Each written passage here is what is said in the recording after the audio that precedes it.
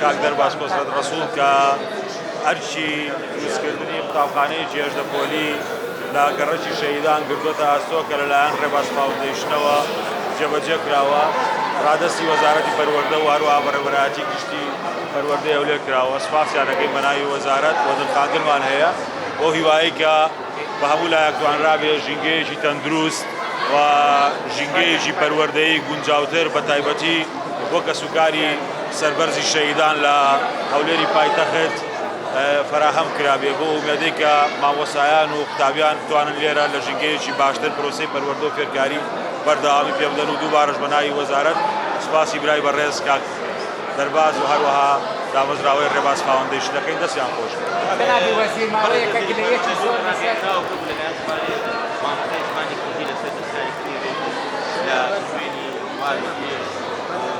ئەمڕۆ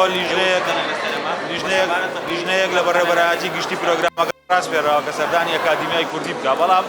بابەتی جەدەلی گفتوگۆ لەسەر یەکوا و دووا و لە زمانی کوردی مێژوویشی زۆر دوور و درێژی هەیە من لەو بابەتە پسپۆر نیم بۆ ئەو بەجێهێڵم بۆ ئەکادیمیا و بەڕێوەبەرایەتی گشتی پرۆگرام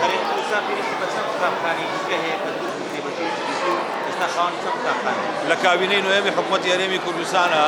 حتا ئەم ساتە 242 قوتابخانە دروست کراوە 30 قوتابخانەی دیکە لەژێر کارکردنە 629 ژووری خوێندن دروست کراوە کە کۆی گشتیەکان ئەگاتە 4441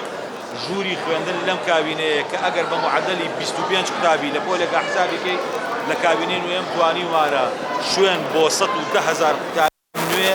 دروست بکەین جالەوە 2000 قوتابخانە نۆژەن کراوەتەوە و 127 قوتابخانەش کراوەتە وزەی خۆر بەڵام لە هەمان کاتا پێداویستیمان هەیە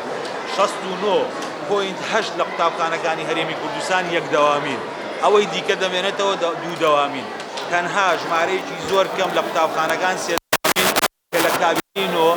دەستمان پێکرد 130 قوتابخانە سێ دەوامی بوو ئێستا لە هەموو کوردستان تەنها 11 قوتابخانە سێ دەوامی بە هەماهەنگی لەگەڵ ڕێکخراوەکان دەستگای خێرخوازی بارزانی منداڵپارێزی کوردستان UNHCR سەیفە چڵگرن وەربەخشەرە ناوخۆیەکان سەرمایەدارەکان حکوومەتی هەرێم بودجەی پەرەپێدانی پارێزگاکان دەستەی وەبەرهێنان هەمومان بەیەکەوە توانیوانە ئەو گەشەپێدانە لە ژێرخانی کەرتی پەروەردەی بکەین بەڵام هێشتا کەم و کوڕیمان ماوە هێشتا پێداویستیشمان ماوە لەگەڵ هەموو هۆشە دەمەوێت تەشید لەوە بکەم کە ئیتیفاقێکەیە لە نێوان عێراق و هەروەها لە نێوان چینە بۆ دروستکردنی 7000 قوتابخانە کە پشکی هەرێمی کوردستان لە هەر 1000 قوتابخانەیەک لە 114 واتە 140 قوتابخانەمان بەرەکەوێت هەتا ئێستا یەک قوتابخانەشان لەناو هەرێمی کوردستان دروست نەکردووە لەگەڵ ئەوەشدا ئێمە بۆ ئێرە بۆ کوردستان 192,000 قوتابی نازحمان هەیە کە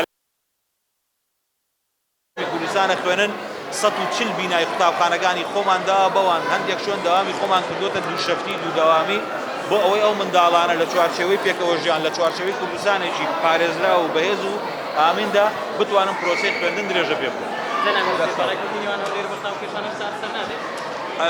من دووجار بۆ خۆم چوومەتە لای بەڕێز محەممەد شیع سوودانی بە نووسرا و داوەتێ و بۆشم ڕوون کردوەوە کە ئەمە غەدرێکە لە هەرێمی کوردستان کراوە لێشی نووسی وەلی اتخاذ ما یلزم بەڵام ئەوە ساڵێکە لە نووسیگەری خۆی دەڕات